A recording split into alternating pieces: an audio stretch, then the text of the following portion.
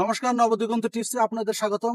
আগামী পর্বে আমরা জেনেছিলাম যে ফেসবুক কি, কেন তৈরি হয়েছিল এবং এটি কিভাবে বিশ্বের সবচেয়ে জনপ্রিয় একটা মাধ্যম হিসেবে পরিণত হয়েছিল। আজকের পর্বটি নতুন এবং পুরাতন দুই ধরনের কন্টেন্ট ক্রিয়েটরের জন্য খুবই গুরুত্বপূর্ণ। বন্ধুরা, আসুন আমরা আলোচনায় চলে আসি। আজকের পর্বে আমরা জানবো profile, Facebook page, Facebook group এবং প্রফেশনাল মুড এর মধ্যে পার্থক্য কি। চলুন বন্ধুরা, মূল আলোচনায় প্রবেশ করি। একটা কথা জেনে রাখা খুবই প্রয়োজন বন্ধুরা, অনেকে ভুল জায়গায় কাজ শুরু করেছিলেন এবং পরে বুঝতে পারেন যে আমার সময় নষ্ট হয়েছে। আজকের ভিডিওটি যদি আপনি শেষ পর্যন্ত দেখেন তাহলে বুঝতে পারবেন যে আপনার কি প্ল্যাটফর্ম নিয়ে কিভাবে কাজ করা প্রয়োজন, তাহলে আপনি নিজে ডিসিশন নিতে পারবেন আপনার জন্য কোনটা উপযুক্ত হবে। এখন আমরা জানবো ফেসবুক প্রোফাইলটা কি। এটি হলো আপনার ব্যক্তিগত পরিচয় বন্ধু। ফেসবুক অ্যাকাউন্ট খুলেই আপনার প্রোফাইল একটা তৈরি করা হয়। এখানে আপনার ছবি, আপনার ব্যক্তিগত তথ্য এবং ব্যক্তিগত সবকিছু এখানে প্রদান করে থাকেন।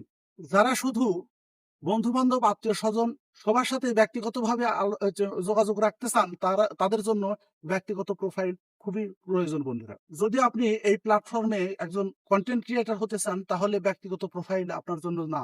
এই এই ব্যক্তিগত প্রোফাইল যদি আপনি ব্যবহার করেন, এখান থেকে কিছুই পাওয়ার সম্ভাবনা থাকবে না। দ্বিতীয়ত জানবো ফেসবুক পেজ কি। আপনি যদি একজন ইউটিউবার, শিক্ষক, ব্যবসায়ী, শিল্পী বা কোনো ব্র্যান্ড তৈরি করতে চান, তাহলে আপনার পেজ থাকা খুবই গুরুত্বপূর্ণ। একটা পেজের মাধ্যমে আপনি হাজার হাজার লক্ষ লক্ষ মানুষের কাছে পৌঁছে যেতে পারবেন। পেজের মাধ্যমে আপনি ফলোয়ার বাড়ানো, বিজ্ঞাপন পরিচালনা করা, একটা ব্র্যান্ড, নিজের একটা ব্র্যান্ড তৈরি করা এবং আপনার ব্যবসা পরিচালনার জন্য এটা একটা গুরুত্বপূর্ণ মাধ্যম। যদি আপনার লক্ষ্য থাকে যে আপনার গণ্ডির বাহিরে লক্ষ লক্ষ মানুষের সাথে পরিচিত হওয়ার, তাহলে পেজের কোনো বিকল্প নেই বন্ধুরা। এবার আমরা জানবো ফেসবুক গ্রুপ কি।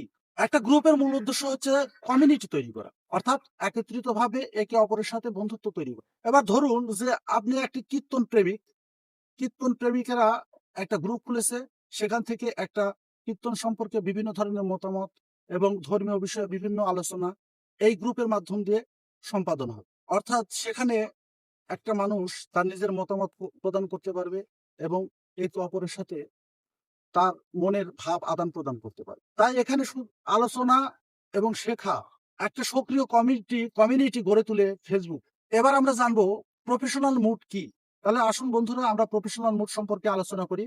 অনেকেই মনে করেন যে এটা একটা আলাদা একটা অ্যাকাউন্ট, কিন্তু এটা কিন্তু তা না বন্ধুরা। প্রফেশনাল মুড হলো আপনার ব্যক্তিগত প্রোফাইলের একটা ফিচার মাত্র। এটি চালু করলে আপনি একজন প্রোফাইল ক্রিয়েটর হিসাবে এখানে পরিচালিত হতে পারবেন এবং এর মাধ্যম দিয়ে আপনি ইনকাম করতে পারবেন বন্ধুরা। কিন্তু এখানে জেনে রাখা দরকার যে প্রফেশনাল মুড অন করলেই যে আপনি ইনকাম করতে পারবেন, এটা কিন্তু তা না।